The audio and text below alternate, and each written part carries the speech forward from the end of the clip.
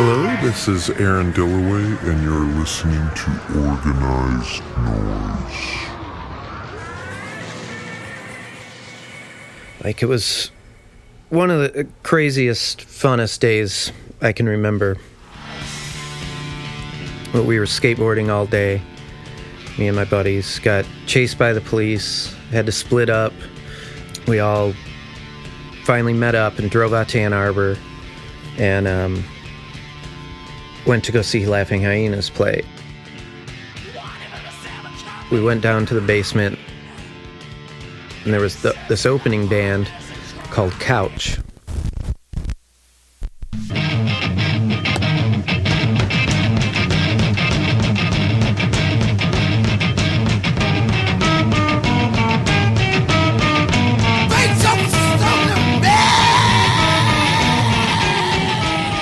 Two guitars and it's a drummer, but he was more like a bongo player. Like, I feel like he had just like two little drums that he'd hit. It was total just noise.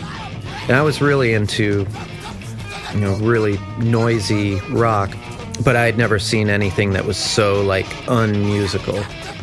And I kept thinking about him, and I really loved it. And I thought it was hilarious. And, not my other buddies who went weren't too sure, I don't think. But I was really like, wow, what was that?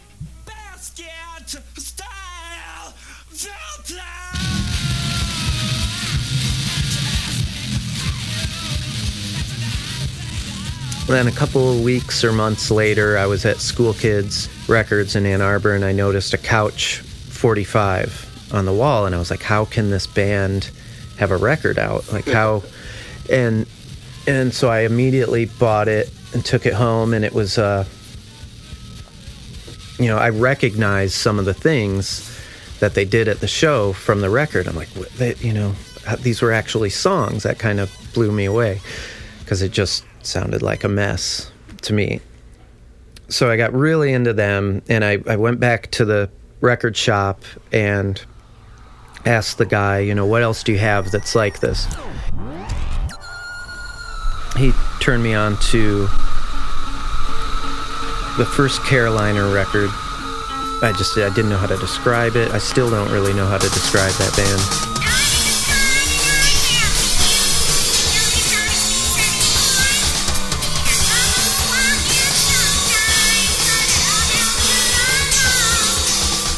It was after we saw Couch play, my buddy Justin and I, we had that grunge band, we decided, well, we're going to start a new band. We're not going to play any chords. And we started this band called Galen. We were, very influenced by Couch, very influenced by that first Carolina record. We were recording everything on 4-track.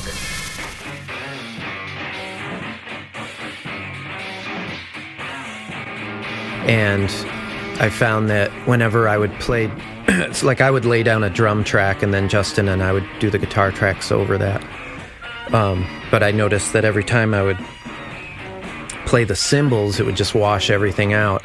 So I started doing more kind of Devo style drum beats, where I didn't really use ride cymbal, that would just kind of cover everything. So that was kind of our bass. We were real into Devo, Carolina and Couch, and Sun City Girls were a big influences at the time.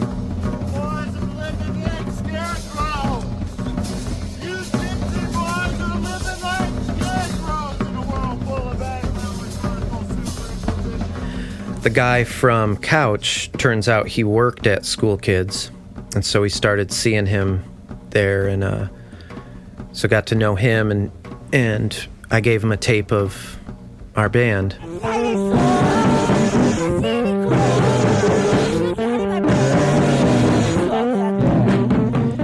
He was like, oh wow, it's kind of like Beefheart or DNA or something. And Couch had a show coming up with this band Math and this band Bullet in the Head, and Jim had played our tape for the other guy in Couch, this guy Pete Larson. And so Pete was like, well, you guys should open.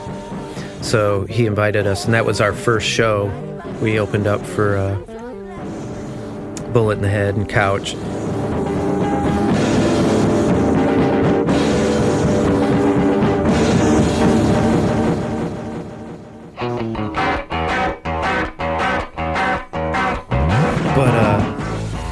Let's see, we played that first show, and from there, started meeting more of the Ann Arbor people. And at that show was, that was where, Nate Young from Wolf Eyes, when, he was a high schooler our age, he was at that show, and Twig Harper was at that show. So we started seeing those guys around more, and we would see them at the lab.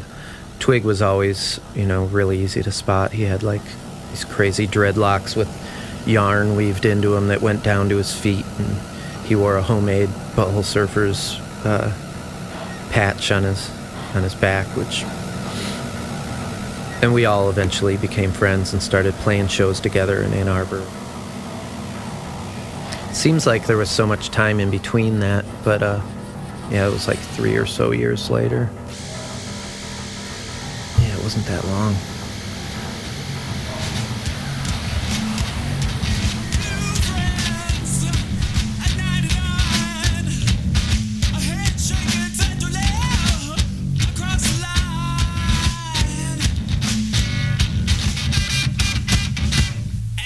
I eventually joined that band Couch and went on tour with them when I was I think I was 17 or 18. And I played drums for them on their West Coast tour. And, we got to play a gig with Caroliner, and I got to, see all these bands and meet all these people I'd been reading about in Banana Fish magazine. And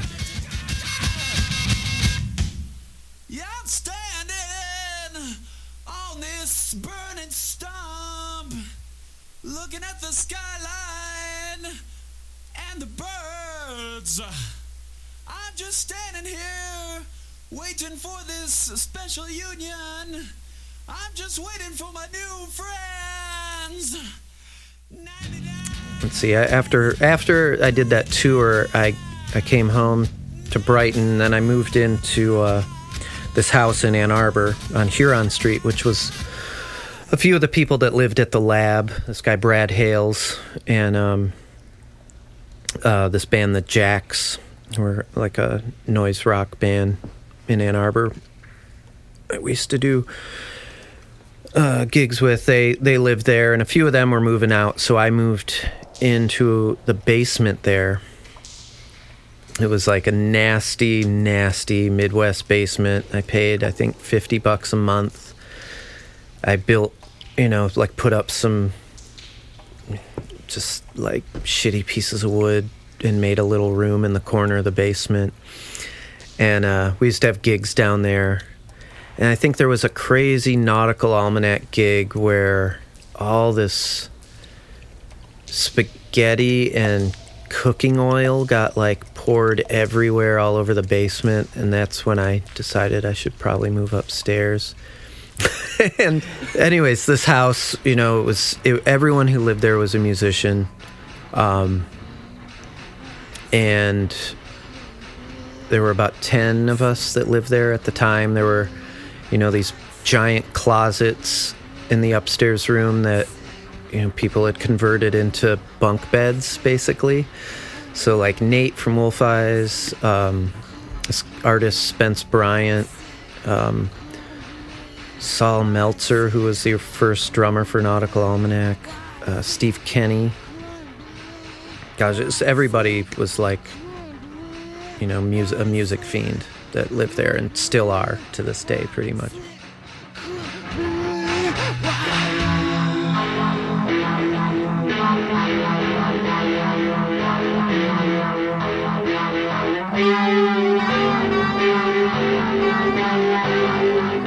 But that's when I didn't finish. I didn't finish some English course in high school, so I didn't graduate on time. And instead of having to go back for it was one semester of English or something, I had to take a full day even though I just needed the one class, and it was the second semester of it. So I had my whole, summer after my senior year, and then half of the school year where I was off, but then I had to go back. And I was working at my high school at the time in the graphics department, printing out, doing printing press stuff. And so I had to go back to school as a second-year senior. One day I was walking down the halls, and I see this girl wearing a Free Kitten t-shirt, which, is Kim Gordon from Sonic Youth's, one of her side projects. And for Brighton, that was kind of a weird thing to see. It was a really small town, and not many people were into underground music. So I started talking to her. I was like, cool shirt.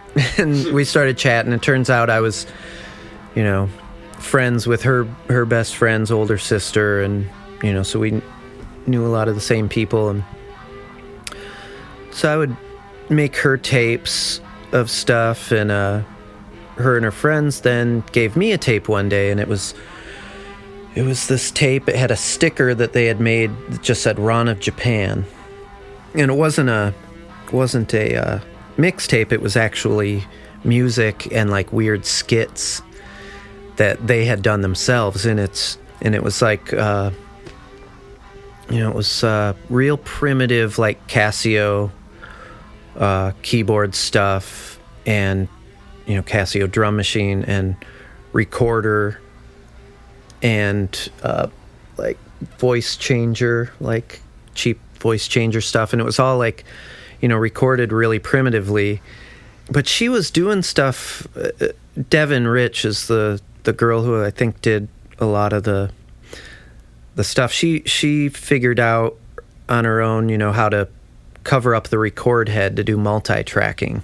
So there'd be these, this crude multi-tracking of like her playing Somewhere Over the Rainbow multiple times on the keyboard, and it's all like off, and it's really blew me away.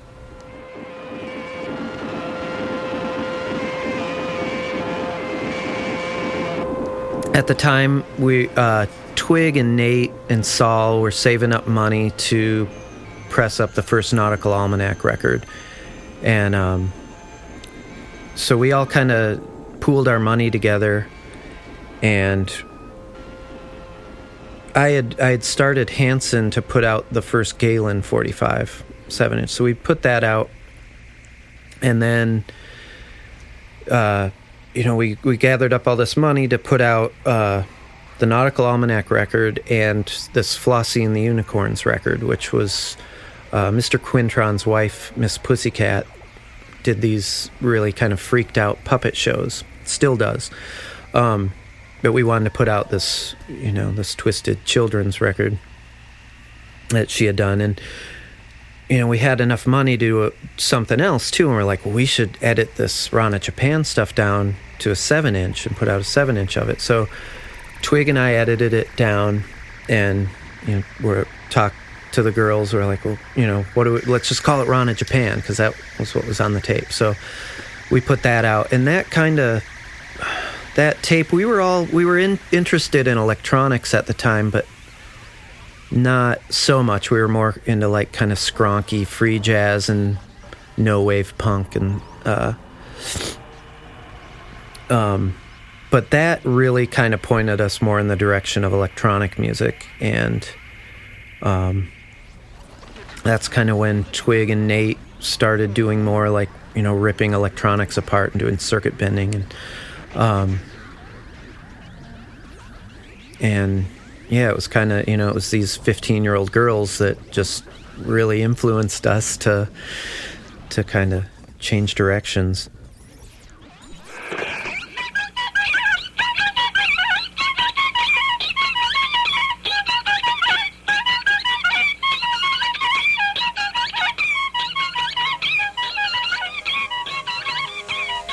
Then I started getting more into tape loops, and I started this band with my friend Steve Kenny called Isis and Werewolves. I always thought of them as like too arty. It was like, tape loops, nuts. Like I was kind of made fun of them at the time, and I don't know why. But what it was I was watching this Kenneth Anger movie called Invocation of My Demon Brother. And the soundtrack was done by Mick Jagger on a Moog synthesizer. And the soundtrack totally blew me away, and it was so creepy and repetitive. And I had a Moog Rogue synthesizer I had picked up at a pawn shop around that time for like $100. And but I couldn't get those looping sounds out of it.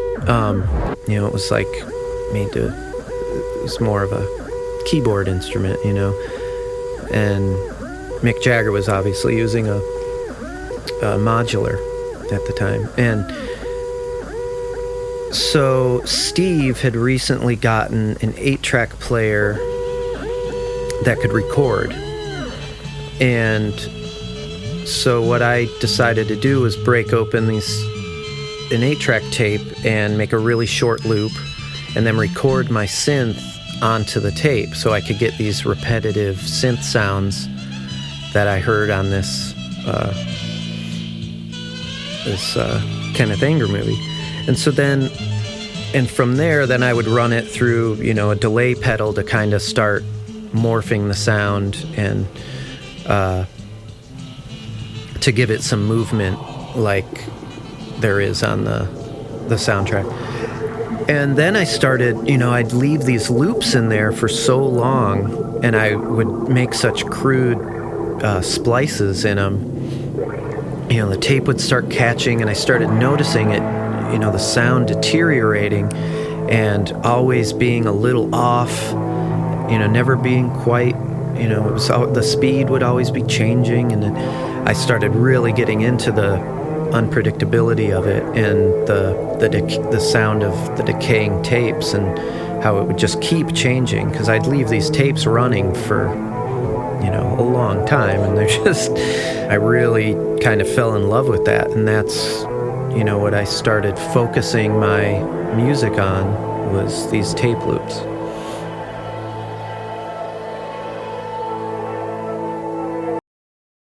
Nate Taped over this tape by this new age artist named Paul Winter, who had put out a record called Wolf Eyes. And Nate did this recording of himself playing organ along with this Robert Redford Sound of the Wolves record. It's like, I think one side was like Robert Redford reading Peter and the Wolf, and the other side was the Sound of Wolves. So it was him playing along with the Sound of Wolves. And so this was his Wolf Eyes tape.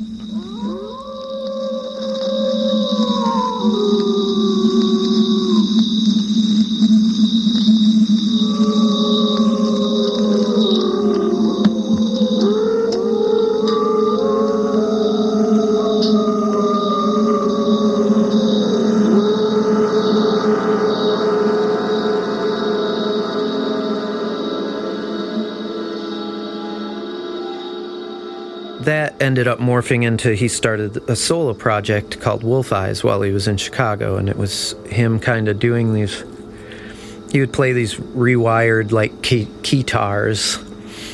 I think the first gig I remember him playing was, I think he was opening for Caroliner in Chicago, and he's just drinking wine and kind of just shooting the shit, and occasionally like playing this little keyboard. It was hilarious. It was amazing. And that, I believe, was the first Wolf Eyes gig. Nate made that first tape with the Howling Wolves and the organ, and then, but he, at the same time he did that, he was doing this kind of circuit bent keyboard stuff, and we were both listening to a lot of glam rock, and he wanted me to come in to lay down some like guitar riffs on these recordings he made. So when we first started playing together, it was different. He was still doing Wolf Eyes as solo, and our duo was called the Michigan Wolverines, which was named after the University of Michigan football team. Because we were like, we already have a bunch of merch already made. So, it seemed like a good idea. So you sold Michigan Wolverines stuff? Gear. No, we didn't. but that was the idea. But then as it went on, it just became, we did a few shows as the Michigan Wolverines, but eventually it just morphed into Wolf Eyes. And I think our first proper show as the duo Wolf Eyes was opening for Easy Action at the Gold Dollar in Detroit. That place was incredible. But Easy Action were like a real kind of, they are, a heavy hard rock band. And so the punk, with a punk background. But we're close friends with the guys in Easy Action. So that's how we ended up on the gig.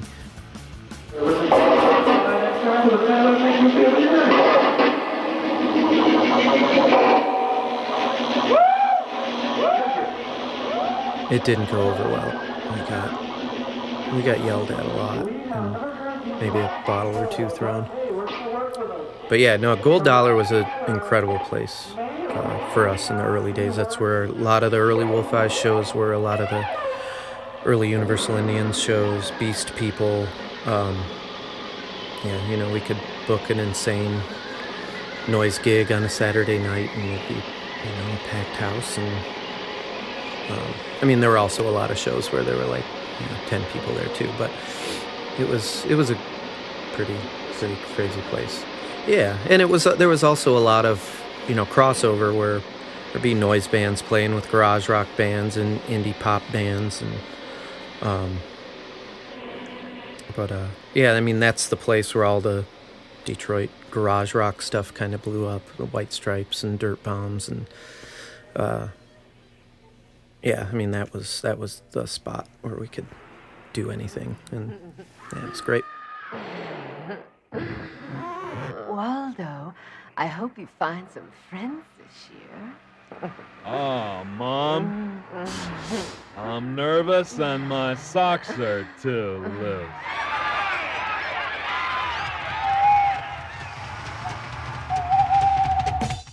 One of the tape loops I used to use a lot in Wolf Eyes was a really blown out 8-track loop of the opening double bass drums from Hot for Teacher by Van Halen, where it just sounded like a straight, just kind of pummeling, like. Yeah. But other than that, and maybe a couple Queen loops, but I kind of got away from that for quite a while until I did that Concealed record, which is all Neil Diamond loops.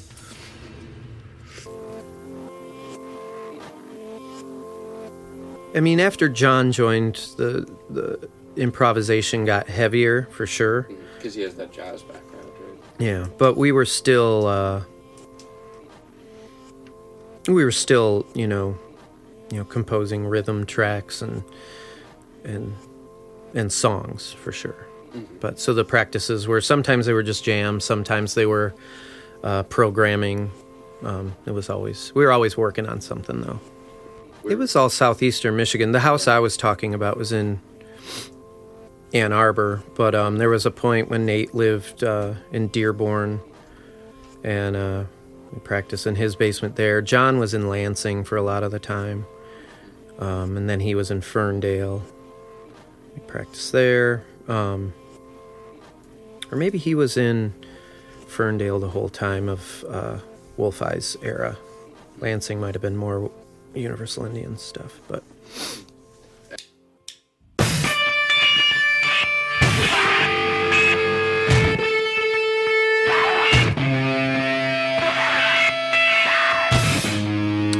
the time in the mid 90s, late 90s, I didn't really know like modern hardcore all that much, and I had never heard of Black Dice Well, I'd heard one thing about Black Dice. One day I got a call from Hisham, the drummer, asking if I could help hook up a Black Dice show in Ann Arbor or Detroit.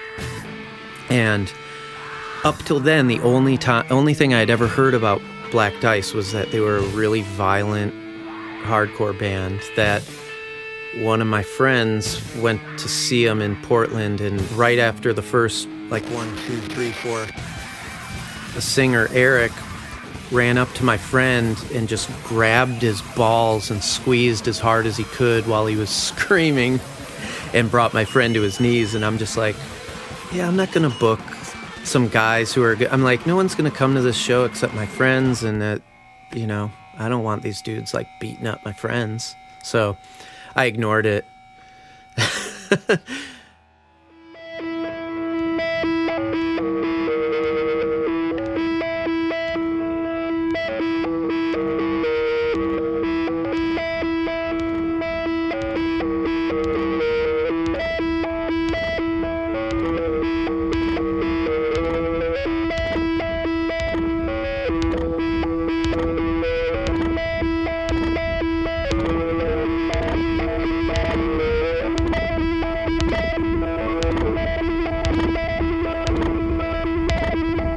Then it was like a couple years later that we all ended up meeting and became really close buddies and hit it off really well. Did you bring it up? Oh yeah, totally. And they laughed, But yeah, that was kind of a weird point where we were kind of getting more abrasive and they were getting a little weirder. And so we were at this really kind of pivotal point in both of our bands, and I don't know, it was just it really made sense for us to get together and play. And so I think, the first time we saw them, they came and played in Olson's basement at we had a party in Ferndale, and they just blew everybody's mind. I mean, they were still a hardcore band, but they were really fucked up. And I'd never seen a hardcore band that strange. It was one of the most abrasive gigs I'd ever seen. They brought so many amps down to John's basement. I think they blew out the power in half of his house. They did some major damage that didn't even get fixed for it was a big, I feel like they didn't have power in half their house for a month or two afterwards. Anyways, we recorded in Chinatown the day we declared war on Iraq. I remember us going up for lunch one day and Eric coming over and we're at war, it's official. And it was just it was a weird vibe. Fellow citizens, at this hour, American and coalition forces in the early stages of military operations recorded on DAT to disarm Iraq. I took the DAT to a friend's studio, and we mixed it down to where a lot of the tracks that ended up on the record are maybe just two people playing at once, or 4 people. I did a lot some like heavy mixing on that, where we could probably, if we went back to those tapes, we could probably pull another 4 or 5 records out of it with all the material that didn't get used. Every nation in this coalition has chosen to bear the duty and share the honor of serving in our common defense. Do you care to talk about leaving Wolf Eyes? Sure. I mean, I was never fully comfortable with all the touring we were doing. It really kind of wore me out. And I like being at home and getting in a regular routine. And we were touring so much that by the time when we got home and by the time we got back in our regular daily routine, it was time to, pack up and go on tour again. Especially after the Sub Pop record, and we were getting all these offers. We were supposed to play Lollapalooza, Yeah, and it was the year Lollapalooza got canceled, and so we ended up, Thurston got us on that, and then when it got canceled, Sonic Youth and all the other bands playing had to quickly book these tours, and so they had us open up for one half of their tour, and then Hair Police for the second half. So we did that tour, and then we went and did a Peel session. And we all knew I was going to go to Nepal, where my wife was doing her research. I was leaving for 6 months after this tour. So we did the Sonic Youth tour, and then we did a Peel session, but it was literally like a week after John Peel died. So we were really, we weren't sure it was going to happen, but we ended up doing it. And that was the last time I played as a full member of Wolf Eyes, was our Peel session.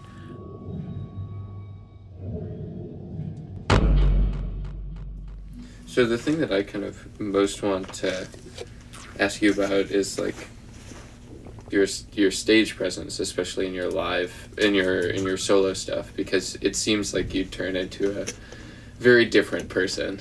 Okay. I've definitely run into a lot of people over the last couple of years, like seen you perform at like Three Door Studios or the Power Plant. Mm-hmm. And I was like, oh yeah, that's Aaron. He runs the record store. They're like, oh, I'm a little scared. I was like, no, he's really nice, I swear. What is it like performing solo? What's going through your mind? God, I have no idea. I might it might take me a couple beers to get to explain it more openly. I don't know. Maybe we'll do a bonus episode. Yeah, drunken Dilloway. Pretty good. After seeing videos of myself, or I eventually realized what I definitely became self-aware.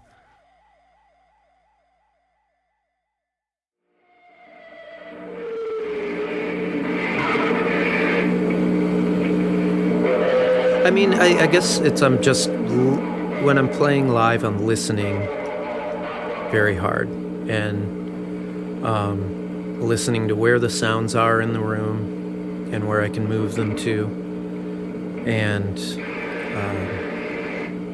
I'm using my voice and objects around me to pull out these sounds. Occasionally it can get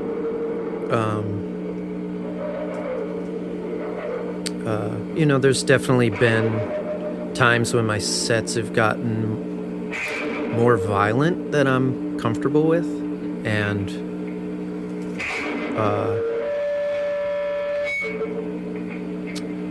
I don't know where it comes from, really, but there's definitely been times when I was a little shooken up after shows, but a really good one, it's kind of a cathartic thing.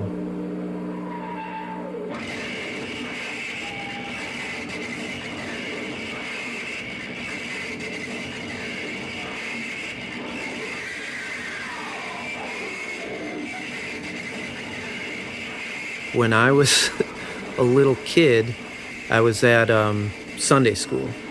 I think I was 5 or 6. And we were all singing Christmas carols. I started to feel dizzy. I remember going to my mom and being like, I don't feel good.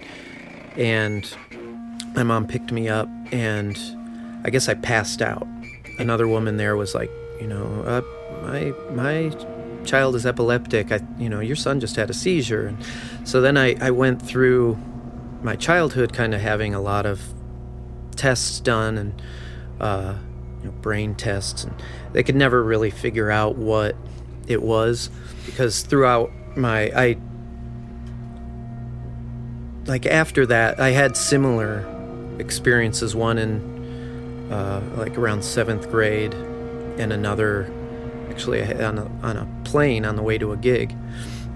I guess it couldn't technically be called a seizure. It was like, they called it convulsive syncope because it wasn't epileptic, but basically I passed out and shook.